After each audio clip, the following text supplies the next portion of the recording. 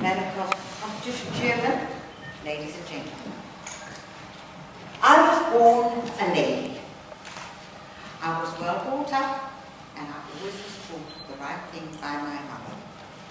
At the age of about 13 or 14, she said to me, Biddy, was that Biddy? And I knew I was going to get a lecture. When you get married one day, not if, please note, when you get married one day, remember my words, you run it like a business.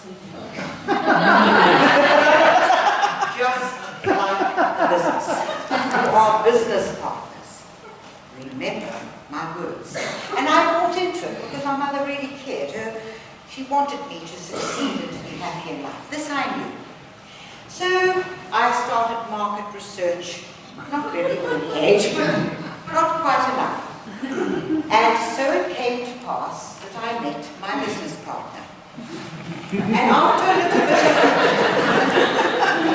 a little bit of dating and doting and debating, we agreed to merge our businesses and create something really wonderful. And we put together our dreams and our skills and our few assets and our passions. And we created something really beautiful. That was so fantastic that indeed it did so well. We actually created 3 franchises. In succession. Now, we realized then we had to change the rules and sort of share a little bit. So he became the sleeping partner. And I became the organizer, in fact the CEO.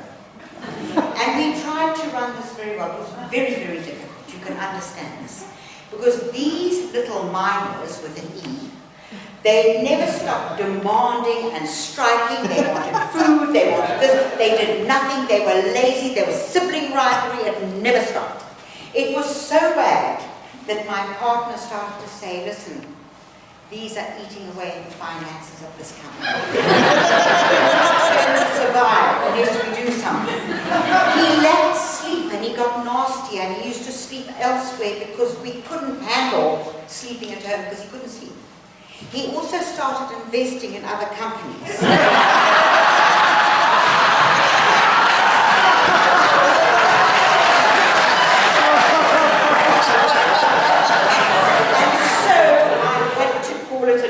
And we agreed to call it a day. And he took everything that didn't breathe, and I took everything that did breathe. And I became, once again, a sole proprietor with 3 franchises. It was a hard task, and as any normal thinking person can imagine, I had to put more rules in, and I had to, in the meantime, also start looking for another business partner to share the load. And so one of the things that I realized I had to do was have good communications in my business. And I brought about 2 things. One was a great big signboard at the front door so that we all knew who was where, because I was out not searching for a partner. And my children also had to tell me where they were in order for me to be a reasonably good-tempered woman. The other thing I brought about, and this was the legitimate book which has now been laminated, was a complaints book. It did have the compliments, but that's rather empty. The other day, I was sort of, my children are grown up now, obviously, by the looks of me, and I was doing a little introspection. Why have I not ever managed to snag another business partner? Why? Surely it was a franchise. This couldn't have been me. I was a cute chick, I'll tell you, I am clever. Anyway, God sends things to you at the right time, and blow me, the book falls out.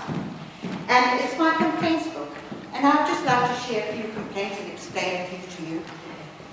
Greg keeps burping in my face. This is what I had to contend with.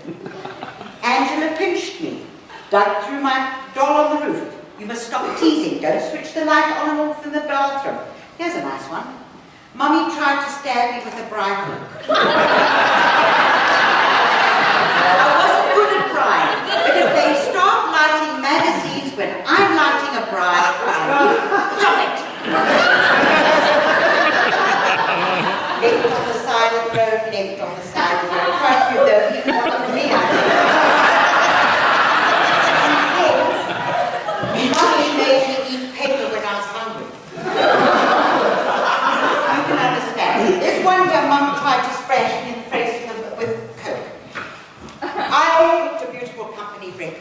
I laid it out. I called those snivelling little brats with this stuff, to come and eat.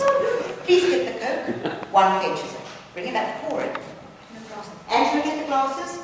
Brings the glasses. Pour the Coke. Doug, pour the Coke. He brings out the ruler, lest one get more than the other. I picked up that bottle and I stood and I sprayed it in their faces and I sprayed it in their food and the floor.